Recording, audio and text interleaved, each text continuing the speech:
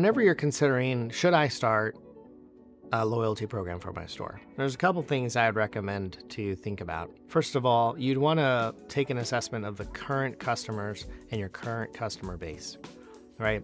Because you might be in a situation where your store is nestled, almost like right walking distance in a neighborhood.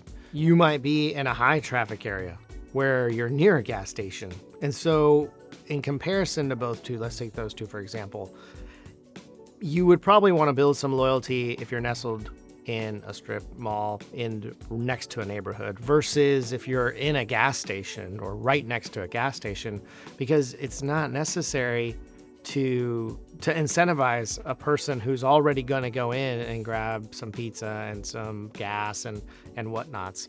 That person is probably not even going to come back to your location. 90% of the time, those are just pass-throughs or people who are in a rush and people who are willing to pay more. So that person or that particular store should not start one. It's not going to be in their best of interest because it's not something that they're going to have multiple locations of. You're only going to be in one, maybe two spots in town.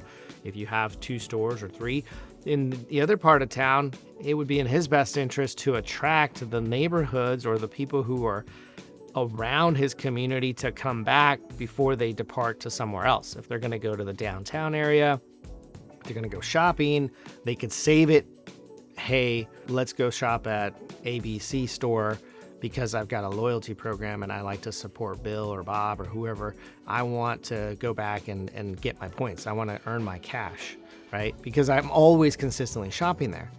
So if you have a consistent amount of customers that you see consistently on a consistent basis, you could incentivize new customers and you can maintain those customers. So it might be the best and in your best interest to start a loyalty program.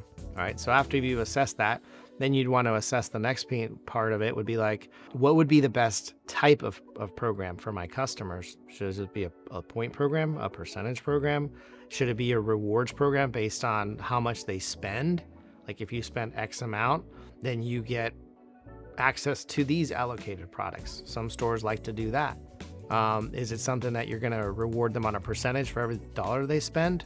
And maybe you break that into tiers. Like if you don't spend more than $1,000 a year, then you don't qualify for these discounts, things like that. So I would say, first assess your location, then also assess the type of program that best fits your store. And then also consider what kind of rate of return do you expect? Like how are you going to measure that? How are you going to measure to see if these people have really become loyal or have you gained new loyal customers? You want to keep a pulse on existing customers and then new customers. And then to add one last thing to that would be when to start it.